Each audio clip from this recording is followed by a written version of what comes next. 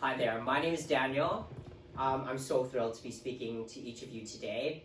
And normally I deliver this talk on AI and how we can integrate in healthcare with physicians and innovators and engineers who are experienced in their field, ready to implement new change. But you guys are high school students, so I have to dumb it down. Just kidding. So I believe, and the reason why I love doing this talk every single year is that each of you guys have the potential and neuroplasticity to contribute different ideas to the field. And I believe that I did the same. So before I get started, I want to talk about my research journey. So here's a little bit about me. My name's Daniel. I've been a clinical researcher for 2.5 years. I do research my expertise is in vitiligo. I have a published co-authored paper with a plastic surgeon and 2 dermatologists. We research the clinical effects and how we can implement actual change in treatment plans and outcomes, but new drugs that are available in the US, and we just got available to us in Canada. I'm also a healthcare consultant in BC. I do a lot of work there to help implement new virtual technologies into their healthcare system, and we also build AIs that can help detect skin cancer. So before I get started, I want to tell you a little about what research looks like to me, and from a student perspective.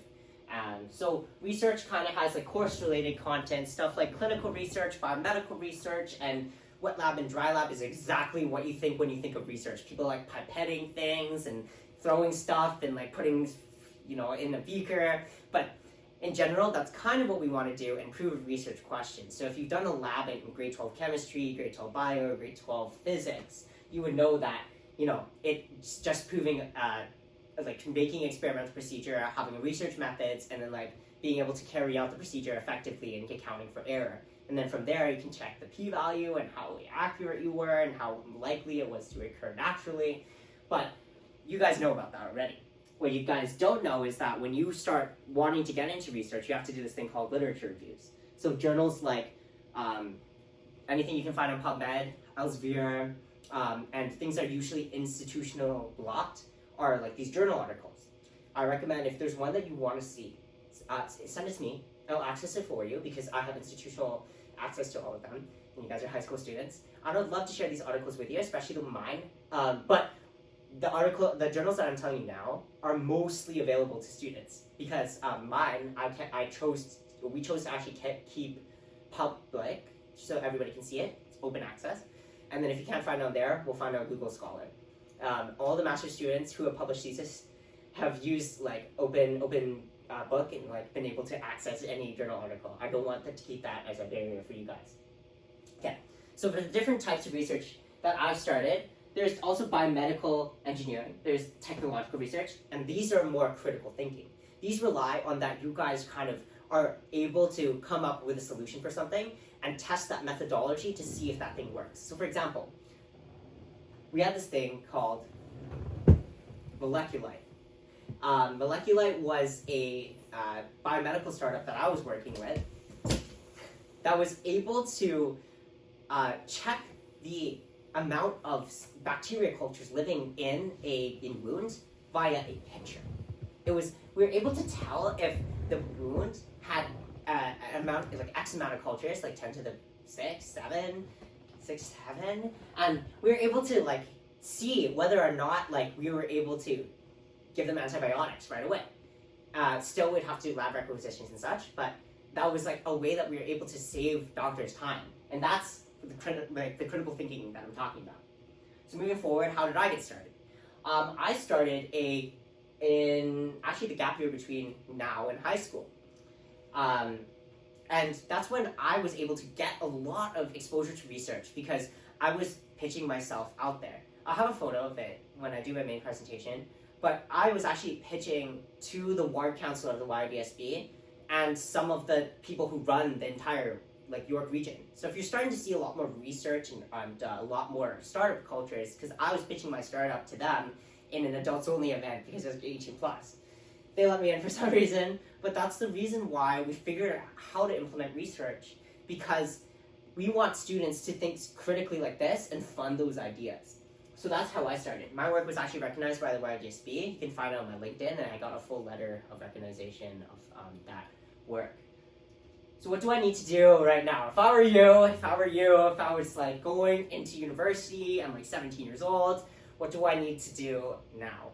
Well, that important thing is one skill. It's learning how to translate different skills into different departments. And that's so simple. It sounds so simple. But that means, like, for me, I worked as a junior software engineer. I worked as a clinical researcher. I worked as a doctoral shadow. And I worked as a data analyst, all under the same company. Oh, and marketing. But the important part was that I was able to understand how to translate from the doctor to the patient, from the patient to the student research team, the student research team to the engineering department when something went wrong, and then also how to innovate each sphere of influence there. And that skill is worth so much. That's how you can stand out amongst hundreds, maybe thousands of undergraduates, by being able to understand different topics and different types of literature available and translating it to different fields. So if you want to hold like 5 different titles at once, then be my guest. I don't recommend it. But what you can do is to start understanding, how can I think between the physician and the patient? How can I make that experience easier? How can I make that communication faster? And that's how I worked on some technologies, like working on soap notes, making soap notes that translate between Mandarin and English, and start actually giving them a recommendation from that translation. You can ask me about that afterwards as well. So if you were to get started again, what do I need to know about research? What do I need to know so I can apply tomorrow? That's what I want you guys to be able to do today. So we'll start with research Research isn't about getting your name on a paper. From someone who has their name on a paper, research is 1% getting your name on your paper and 99% running around downtown Toronto figuring out what you want to do and figuring out what ideas you want to share and how you can talk about it. But it's 1% getting your name on a paper. It's about getting good references. It's about seeing what you can do for another clinician or researcher, and it's about answering a question nobody's answered before. So, for example, my research paper over this year, we're trying to answer the question, does social perception, our personal self-perception, get affected by having atopic dermatitis? And we answer that question because bullying becomes such a big problem when students go to university. And that's a question no one's asked before. How do we know? We check the journals. Check your journals, right? So what did I do at 16 years old?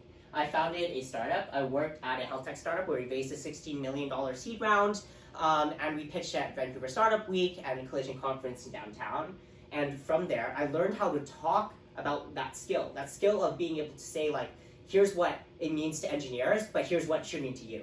And I was able to say that to a person who was running a UBC Neural Lab. He was a professor, an associate professor at UBC, who offered me to work in his lab at 16 years old. Another thing that I did was get involved with shadowing. Get involved with as much shadowing as you can. It doesn't matter if it's not a doctor. Any healthcare shadowing means a good reference when you get to apply for medical schools. So shadow everybody. Your aunt's a doctor, go shadow your aunt. This is the chance for you to have those conversations on the struggles, the journeys, and things that people usually stumble on. So I worked at York Hills. I worked at a mental health institution for students. I did family and talk therapy. I worked under a gastroenterologist, a plastic surgeon, and a pharmacist, the head pharmacist of Sick Kids, actually. And I started getting involved with student government. So when you get involved in research, here's the different activities that I would assign to you. So for all my student researchers, and I'll get Sui to talk about this is her section, so I'll let her talk about these things. But here's the responsibility that I would give to my research team. As I said, I already led the undergraduate research team for the past 2 years at Skinopathy. So there's shadowing, stuff that you do underneath the doctor so that you can recognize those different patterns and things that do occur compared to the literature in real life. We have data annotation, where we would look at different types of data we collect in the clinic and observe how different they are. So do A/B testing, or labeling them as like, oh, this is how severe one is, this is how like not severe this one is, and we use standardized systems and doing literature reviews and clinical research like that. When you get to my level of responsibility, you would be doing paper drafting, proposal drafting, statistical analyses, attending meetings of like different researchers. I remember joining a call one day, and I was on the call with like La Roche-Posay's like head scientist, and I like was in a call with Shiseido representatives or L'Oreal representatives, and like it was surreal. I've also been in like presidents of universities and with calls with them, and the chief of surgery of U of T, and these are examples of like what you can do for your PI. It's called networking on your PI's behalf. This is like one of the skills I still do. Anytime there's a conference, Dr. Mina hears about it. I send her to her, and maybe we'll meet in person. If there's like a convention, a science fair, a startup event, a dermatology thing, it goes to Dr. Mina, it goes to Dr. Hong, goes to all my PIs, because I want them to know that I'm attending and I'm going to go on their behalf, because it costs money to go and it costs them time to go. So you can cut the time, make a good friend, and also network on their behalf. I actually can provide you really good notes on how to network if you coffee chat with me. Cool. So let's do a case study. So there's, let me tell you one story, and this is a really quick one, promise. Lee Thomas, he is a news anchor. His whole job is to be behind the lights and the camera and to share his opinion on Fox News. Now, as he does this, he actually has vitiligo, but nobody knows because he actually covers his skin with a makeup that is able to cover like the patches on his face and his hands. Now, he went to Toronto. He was our keynote speaker for World Vitiligo Day last year. And his hands had vitiligo, and he showed up with no cover. That's what they call it. So he showed up with no cover, and he said that taking the Toronto Transit Commission bus from here to the venue, he said he got at least 30 people staring at him. And he said, people didn't even have to say anything to me for me to feel like I was being judged, and people were perceiving me differently. And that's like something we call the personal and social determinants of health. Because people who live with a disease can live with totally happy lives, but it's dependent on the communities and the individual decisions that are made.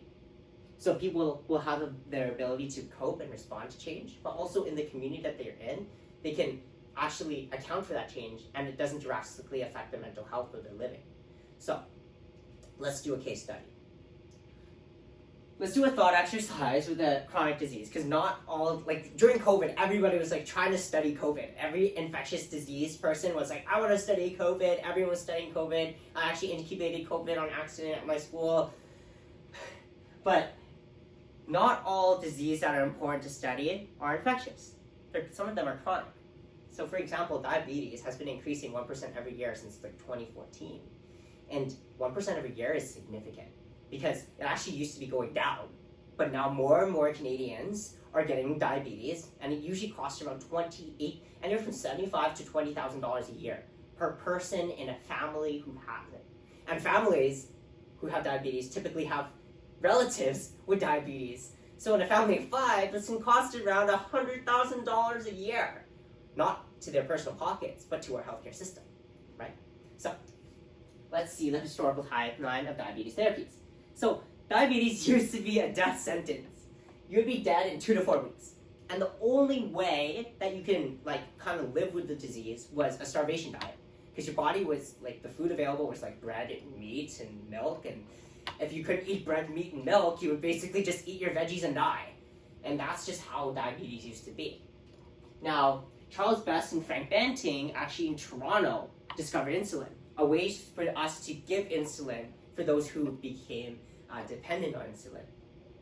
And that debuted at Toronto General Hospital here in Canada. Now, I was fortunate enough to contribute to recent research that started in the 1920s, and now in the mid-2020s, we published research because people are living longer and longer lives now, because their life expectancy isn't 40 now, it's like 85, but they're living painful and chronically ridden lives with poor mental health and poor physical health. So we treat this thing called diabetic foot ulcer, but those are also a death sentence. Within 5 years of having a diabetic foot ulcer and having your foot amputated, you'd done. The mortality rate's 5 years. And until my research team and the very experienced research team debuted our first technology at South Lake Hospital in Newmarket, Ontario. So what we did differently was think about a research question and think about how can we save doctors time? How can we revolutionize diabetes? And what we did was take it from the most fine point. There's many ways you can die from diabetes, we took it from 1 point. And if we can actually prevent people from dying, our research means something. Research isn't about getting your name on a paper. It's about pushing it to legislation and being able to use it in the hospital. Okay? Cool. So is it getting better? Well, for the thought exercise today, and when I leave this call, I want everybody to go and use these resources. I'll link them in my slideshow. But it still costs $75,000 to $18,000 for individuals. And infrastructure is insufficient and lackluster. So for them to be injecting their insulin inside of bathrooms and such, they're not able to, the infrastructure to be able to do so, to dispose of sharps and stuff, is still insufficient. And there's still vulnerable populations. Low-income populations who can't really afford to spend $20,000 a year on diabetes treatment are still the ones that are getting most affected by diabetes. And mortality is generally increasing. People are dying. More and more people are dying. If we can slow down that rate, you'll have a good enough research question to answer. So, write one of these down, deliberate it later with people here, and when you do your publish your papers at the end of this 2 weeks, you'll be able to answer at least one of these. Yeah, cool. So what's new? So the Ontario Wounds work, where I work at Northrop General Hospital, my privilege is there, where as a clinical researcher under Dr. Ron Linden, we're able to use hyperbaric oxygen therapy to triage care for them. And we also generated SOAP notes using the SOAP note technology that I helped develop as well. Policy and legislative work, we were able to work with the Member of Provincial Parliament and Member of Parliament, Don Gallagher Murphy, and the other Member of Parliament for Newmarket, and actually discuss it with them to implement our technology right away and also get funding. So everything about research is about innovation and taking that wide step forward. And then we also do ambulatory research, so how we can help people ambulate and move around, in addition to also researching diabetic foot ulcers. So policy translation, like I said, that one skill of being able to translate different topics to different people is the highest recognition you can receive in research, in my opinion. You can say it, you can quote me. Because being able to have research go from some individual's idea to saving lives is I don't know, it's the best ego boost you'll ever get. But you're working with so many teams and so many doctors and so many people who can see the impact of this on their patients. One of the things that I just talked with my dad, and he's a researcher, he's a consultant for the health authority in BC, is that doctors don't want more patients. So doctors don't want clients because they already have too many. So what we have to do is realize okay, what do we do to make it more efficient? Or what do we do so there's less patients? So policy translation, if you can look into what causes greater efficiency, you already have an edge to be able to share with the industry, okay? So, this section is about responsible AI use, so let's segue into that. So where do we draw the line with AI and research? Do we draw the line with early screening, pre-screening, and early indicators? Do we allow AI to be able to diagnose for us? No, we don't. It means that we've never done that. But what we can do is stand for skin cancers early. And I'll tell you one story before I move on. Dr. Hong started skinopathy because he had patients during that 4 years of COVID that had a melanoma. And melanoma is so easy to remove, so easy to track, and yet he was unable to save some patients' lives because they weren't able to come to his clinic. So patients indirectly died because of their COVID restrictions, right? So where do we allow it so that we can triage care and we can get people seen by plastic surgeons and get cancer treatments early? That's early screening, that's early detection. So wherever you draw the line with that is wherever doctors see fit. So that's evolving. we can have a discussion on this later, and you can also coffee chat with that with me as well. I've had this discussion in 3 or 4 talks at Western this year, and if you want to discuss this along with me, I'll leave my LinkedIn and chat available. So what about with research? So are we going to allow like AI to be in the literature review stage?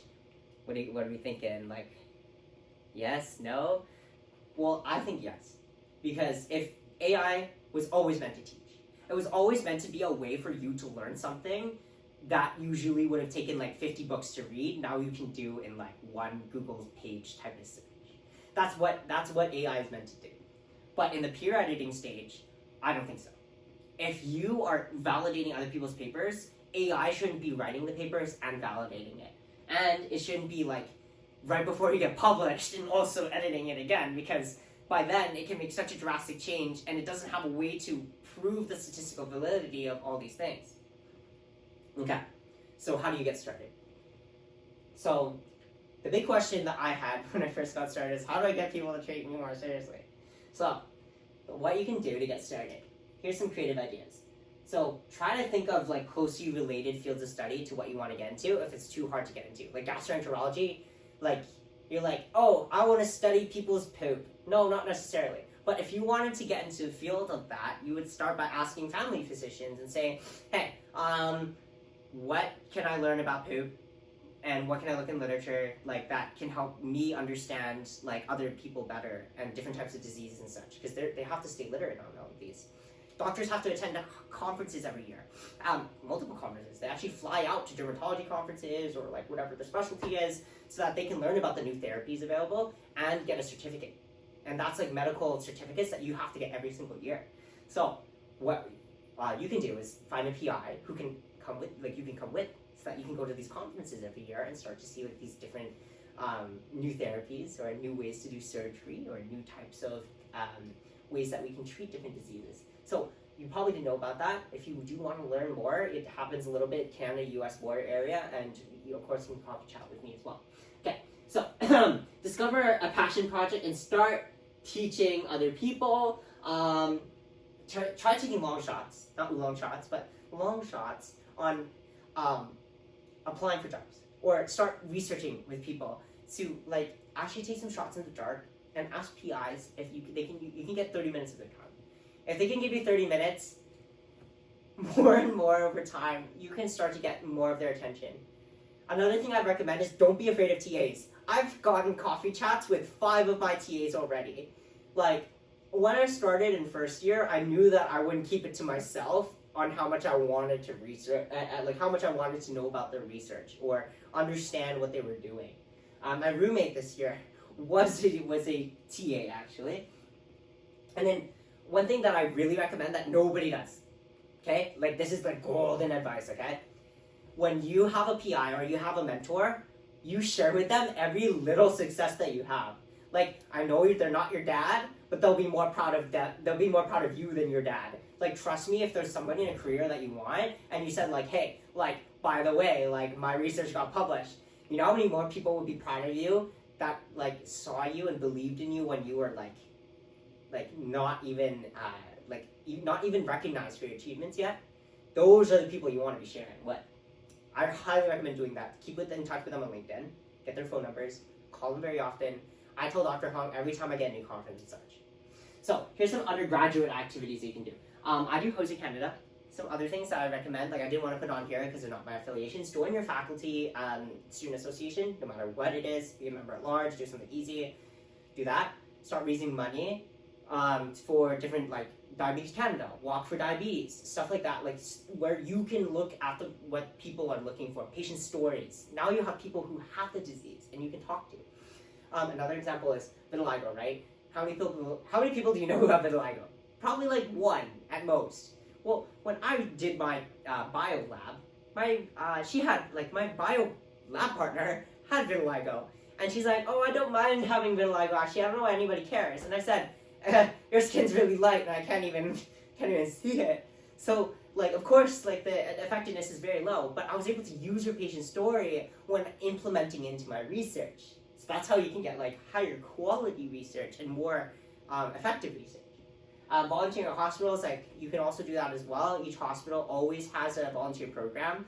I highly recommend getting in by knowing somebody who's already in the hospital. If you have a friend or you see somebody on LinkedIn who works at the hospital you want to shadow in, like tell them and ask them how to get involved. If they don't tell you, ask somebody else because they're always looking for volunteers. Like trust me, they're always looking for volunteers. Other things like Médecins Sans Frontières, like it's a really good program where they send you across the sea, like to work with doctors and like do medical missions. That is one of the highest impact things you can do.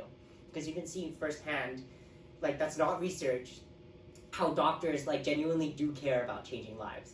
Not because like they're burnt out and stressed, but that they want to like go and make a difference and not make money for it. Okay, so Daniel's checklist, stay an entire day of shadowing. This is my bingo card. Show your interest by answering questions and taking notes during shadowing. Let me go back just a little bit. Another one is like meet often with the people. I don't care if it's a 5-minute, 10-minute, like call them. Like even after today, call them. Don't be afraid to coffee chat. Try teaching other people. Like be like me. Like go talk to people and tell them how passionate you are about skin diseases and like seeing people have skin disease. And then like also try reaching out for opportunities. I've had people come a 3-hour bus ride just to talk to me. And like I'm willing to do it online. I don't know why they drove so far, but people will come, and because that knowledge is worth people's time. So that's where my passion comes for this. So right about ending now, I'd like to share a couple things. Core 2022 is a type of research certification that you can get for free online.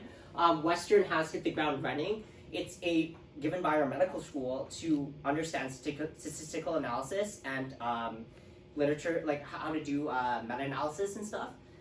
It's around a 3-hour-ish research certification. Pfizer also offers research certifications that are available. Frontiers in Medicine, I'll include my publication here so you can read some of my work. And I'll give you a letter of recommendation that you want to receive. So Dr. Hannah, one of my mentors, actually wrote me a letter of recommendation. And if if your mentor has never written a letter of recommendation before, you can send it mine and say like, this is what I'm looking for in terms of quality. My email's there, my LinkedIn's there, my Instagram's there as well. And hopefully this was very insightful, that you were able to learn at least one new thing about research. And I look forward to you guys sending me messages, questions, and I'll leave the slides in the chat as well. Thank you so much for attending my talk. My name is Daniel Cruz. Please feel free to reach out. I am so welcome to coffee chat. Thank you very much. Goodbye.